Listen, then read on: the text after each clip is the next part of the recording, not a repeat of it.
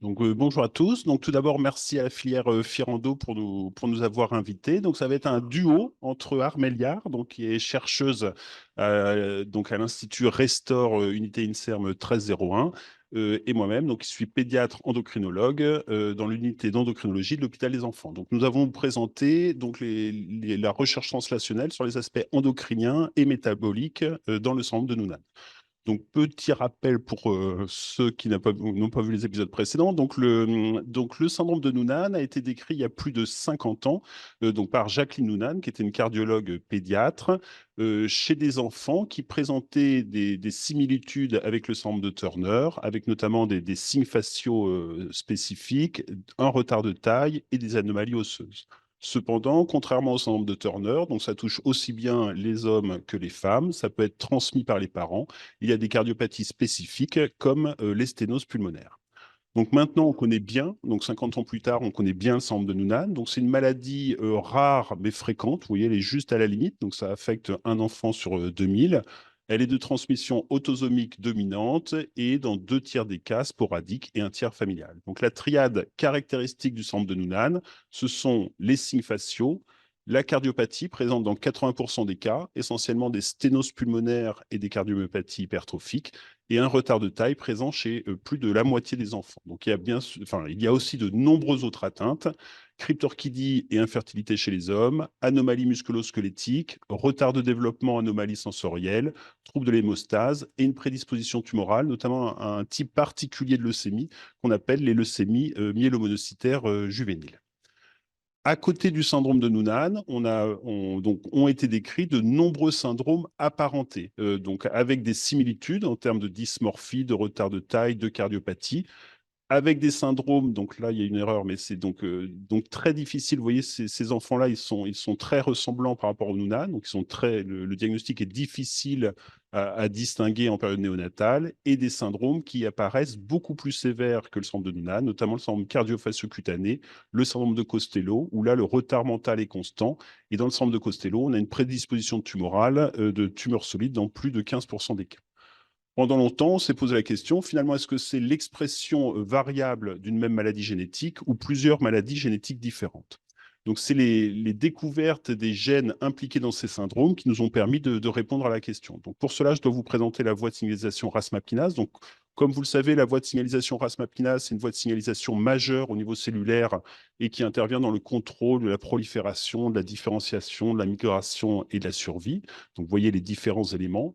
Pour plusieurs de ces molécules, donc il y a des isoformes, il y a aussi des régulateurs négatifs et des régulateurs positifs, donc une voie de signalisation assez complexe. Donc depuis de longues années, on connaissait des mutations sporadiques, somatiques, dans la voie de signalisation RAS-MAPK, dans des cancers acquis, notamment des leucémies myélomonocytaires. Donc il y a 20 ans, donc en 2001, le professeur Tartaglia en Italie a mis en évidence donc une mutation du gène PTPN11 qui code pour une tyrosine phosphatase SHP2 chez plusieurs enfants présentant un syndrome de Noonan. Donc maintenant, on sait que les mutations du gène PTPN11 sont responsables de plus de la moitié des cas du syndrome de Noonan. Et dans les années suivantes, on a retrouvé des mutations dans différents gènes codant des composants ou des régulateurs de la voie de signalisation RAS-MAPK dans le syndrome de Noonan et les syndromes apparentés. Donc finalement, ce groupe de syndromes sont liés à des mutations dans des gènes différents, mais qui codent tous pour des constituants de la même voie de signalisation. Et on regroupe maintenant ces syndromes sous le nom de rasopathie, pathologie de la voie RAS-MAPK. Globalement, donc on sait que tous ces mutants de la voie de signalisation RAS-MAPK sont responsables d'une hyperactivation de la voie. Et donc l'idée un petit peu des recherches qui ont été effectuées donc dans l'unité INSERM, c'est de voir comment cette hyperactivation pouvait être responsable des anomalies observées, notamment le retard de taille, les anomalies osseuses et les anomalies métaboliques. Dans le laboratoire, donc, il y avait une INSERM, donc il y avait une expertise ancienne donc, sur la tyrosine phosphatase SHP2. Donc, on s'est focalisé sur le syndrome de Noonan en rapport avec les mutations activatrices du gène PTPN11. Donc, pour voir un petit peu la physiopathologie de ces syndromes, donc c'est là où est intervenue donc la recherche translationnelle entre à la fois l'unité d'endocrinologie pédiatrique de l'hôpital des enfants, où on suit une cohorte d'à peu près une centaine d'enfants pour lesquels on a des données cliniques, collection biologique avec du plasma, des cellules, et d'autre part entre l'expertise de l'unité INSERM avec Armel, où on a un modèle murin de syndrome de Noonan. Alors, donc ça, c'est juste au niveau clinique. Donc, le fait de connaître les gènes, donc ça a permis d'établir des corrélations phénotype-génotype, notamment pour tout ce qui est croissance. Et on a vu que donc on a pu mettre en évidence à partir d'une cohorte d'à peu près 1000 patients nationales en collaboration avec l'hôpital Robert Debré, que la sévérité du retard de taille était corrélée au génotype. Et ensuite, on s'est intéressé à la physiopathologie du retard de croissance proprement dit. Donc, comme vous le savez ou pas, donc ça c'est plutôt pour les pédiatres, donc la croissance, ça se fait au niveau de la plaque de croissance, donc au cours d'un processus qu'on appelle l'ossification endochondrale, et on a toute une série d'étapes de prolifération et de différenciation des cellules de la plaque de croissance que sont les chondrocytes. Cette ossification endochondrale est très régulée, notamment par le système hormone de croissance IGF. Donc, dans un premier temps, on a voulu voir un petit peu les conséquences des mutations de SHP2 sur la voie de signalisation hormone de croissance IGF-1. Donc, alors, tout d'abord, on a évalué que, donc là, c'est notre modèle murin de souris Noonan, donc qui est plus petit que la souris wild type, et que chez ces souris, il y avait des taux bas d'IGF-1, donc ce qui correspondait aux données qu'on avait chez les patients. Dans des modèles, donc des modèles d'études ex vivo, donc en stimulant des cellules hépatiques par l'hormone de croissance, donc on a pu mettre en évidence une hyperactivation de la voie de Ras-MAP kinase au niveau des cellules hépatiques qui sécrètent l'IGF-1. Et surtout, en utilisant des inhibiteurs de cette voie de signalisation Ras-MAP kinase, on pouvait voir qu'il y avait une restauration de la croissance et des taux d'IGF-1 dans la souris Noonan. Donc, ce qui montrait une implication donc de résistance à l'hormone de croissance, d'insensibilité à l'hormone de croissance dans la souris Noonan, médiée par une hyperactivation de la voie Ras-MAP kinase. Il est également connu que donc il y avait un effet direct de la tyrosine phosphatase SHP2 sur l'hormone de croissance, puisque des souris inductibles, donc SHP2-, donc entraînaient des anomalies de la plaque de croissance. Chez l'homme, on a une maladie qu'on appelle la métachondromatose, qui est liée à une perte d'expression de SHP2, où on a des enchondromes multiples, donc là encore des anomalies de la plaque de croissance. Et chez des souris avec des mutants actifs de MEK, entraînant une hyperactivation de la voie Ras-MAP kinase, on avait également des anomalies de la plaque de croissance. Donc la question, c'était, est-ce qu'à côté de cet effet sur l'axe hormone de croissance IGF-1, les mutants Noonan de SHP2 pouvaient avoir un effet direct sur la plaque de croissance? Donc pour cela, on a repris notre modèle murin. On a pu mettre en évidence que par rapport au wild type, au niveau des souris Noonan, la plaque de croissance était plus petite au niveau des deux zones, mais principalement au niveau de la zone hypertrophique, donc la zone de différenciation. Qu'il y avait dans des chondrocytes primaires de souris Noonan une anomalie de différenciation des chondrocytes, donc en utilisant différentes techniques pour voir l'expression, le marquage ou l'activité des phosphatases alcalines. Et que là encore, au niveau des chondrocytes primaires, on avait une hyperactivation de la voie Ras-MAP kinase et qu'en utilisant des inhibiteurs de la voie de signalisation Ras-MAP kinase, ça permettait de corriger les anomalies de l'ossification endochondrale, contrairement à l'IGF-1 qui augmentait la prolifération mais ne corrigeait pas les différentes anomalies. En conclusion, donc sur cette partie retard statural, donc finalement le retard statural dans le syndrome de Noonan causé par des mutations du gène PTPN11 qui code pour la SHP2 est lié à la fois dans nos différentes études à une insensibilité à l'hormone de croissance et d'autre part à une anomalie de différenciation des chondrocytes indépendante de l'IGF-1. Ce qui est intéressant, c'est que ces deux mécanismes sont médiés par une hyperactivation de la voie de signalisation Ras-MAP kinase. La connaissance finalement des mécanismes physiopathologiques à l'origine des différentes atteintes du syndrome de Noonan permet d'imaginer, de proposer différentes thérapeutiques qui vont permettre d'inhiber cette voie de signalisation. Et vous voyez, alors ça, c'est une revue récente qui a été faite par notre équipe. Donc finalement, il y a deux grands groupes de molécules. Il y a des molécules comme les inhibiteurs de MEK, les inhibiteurs de SHP2 ou les inhibiteurs de mTOR qui sont déjà utilisés dans le champ de la cancérologie et donc qui pourraient être utilisés pour inhiber cette voie de signalisation. Et il y a d'autres approches, donc les statines, dont vous pouvez vous parler après, ou actuellement les analogues du CNP qui sont utilisés dans une autre maladie qui est l'achondroplasie, qui est une maladie osseuse constitutionnelle. Donc ça, c'est pas purement théorique, puisque donc chez des enfants Noonan, donc des nouveau-nés qui avaient soit des cardiopathies sévères, soit des anomalies lymphatiques et qui retentissent, enfin qui avaient un potentiel retentissement sur le pronostic vital, ces inhibiteurs de MEK ont été utilisés. Et vous voyez sur les photos que ces inhibiteurs de MEK chez ces nouveau-nés permettent de corriger ou au moins de stabiliser les anomalies lymphatiques et également de stabiliser la cardiopathie hypertrophique.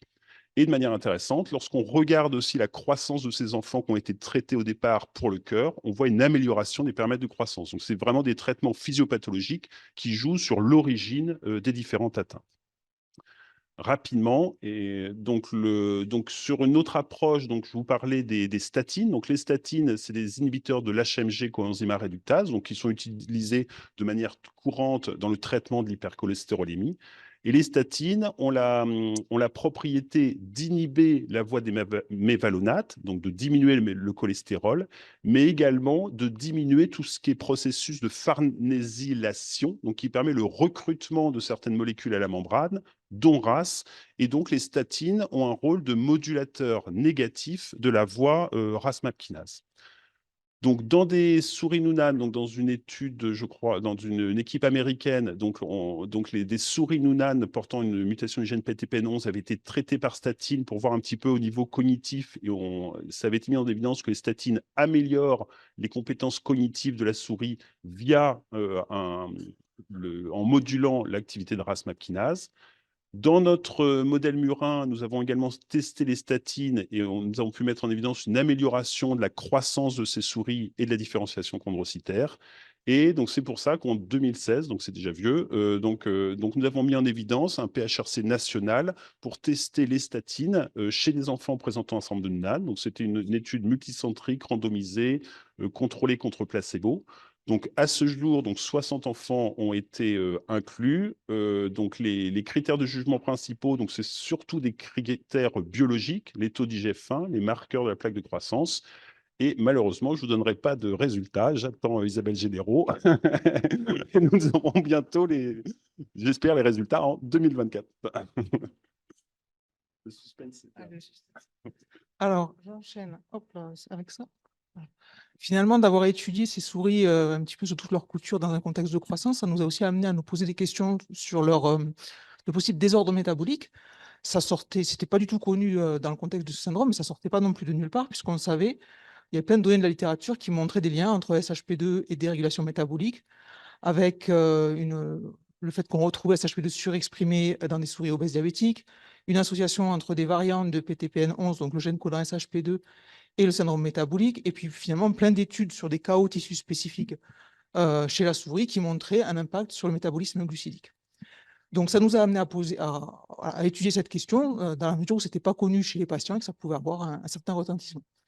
Et une première étude qu'on avait menée, ça avait été sur des souris qui présentaient une hypoactivation de SHP2, où on avait vu finalement une amélioration du métabolisme glucidique au cours d'une OGTT, d'un test de tolérance au glucose par voie orale. Et donc, on s'est posé la question, mais que se passe-t-il dans le cadre du syndrome de Noonan? Donc, grâce à cette approche translationnelle qu'on a mis en place maintenant depuis longtemps, on a eu la possibilité, dans le service de Thomas, d'analyser chez une cohorte de 25 patients le métabolisme glucidique et notamment de les soumettre donc, à une HGPO, ce que je ne savais pas était si contraignant finalement, notamment pour les enfants, maintenant que je le réalise très bien. Et donc, on a pu voir que par rapport à des sujets contrôle, appareillés en âge et en genre, on avait une certaine intolérance au glucose en réponse à cette HGPO. Ce qui était intéressant de voir, c'est que si on alignait les patients par rapport au BMI et en les comparant avec des sujets normopondérés, minces ou obèses, c'est qu'on avait finalement un profil d'intolérance au glucose qui était similaire à celui d'enfants obèses, malgré un BMI diamétralement opposé. Donc, ce phénotype on va dire, de gluco-intolérance, et on pourra voir que c'est finalement de l'insulinorésistance, on l'a retrouvé dans le modèle murin du syndrome de Noonan, avec donc une intolérance au glucose au cours d'une OGTT et en miroir, une intolérance à l'insuline qu'on a pu documenter comme étant une résistance à l'insuline chez la souris modèle du syndrome de Noonan. Donc là, on a cherché, nous maintenant, bon, c'est ce qui nous intéresse forcément dans les laboratoires comme ça, un petit académiques, c'est de comprendre cette résistance à l'insuline, à quoi elle était due. Alors, je suis passé très vite, mais en fait, on savait dans la littérature qu'on pouvait avoir de la résistance post-récepteur, mais avec des effets finalement qui pouvaient être opposés selon le tissu métabolique euh, euh, étudié. Donc, on s'est plutôt penché sur des effets plus systémiques qui peuvent être de deux ordres. Soit, on en a parlé tout à l'heure, des effets en lien avec le tissu adipeux, soit d'une obésité, soit une lipodystrophie, soit des dépôts ectopiques de lipides. Et en fait, on n'a rien retrouvé de tout ça, puisque les souris ont plutôt une adiposité réduite, un profil lipidique plutôt bon. Ce profil-là, c'est celui qu'on retrouve aussi chez les patients atteints du syndrome de Noonan. Et si on va un peu plus en profondeur, ce qu'on peut faire dans le modèle murin, on n'a pas retrouvé non plus de dépôt ectopique de lipides, que ce soit dans le foie ou dans le muscle. Donc, on s'est intéressé à un deuxième aspect qui est connu comme étant une cause de l'insulinorésistance, c'est l'inflammation constitutive des tissus métaboliques.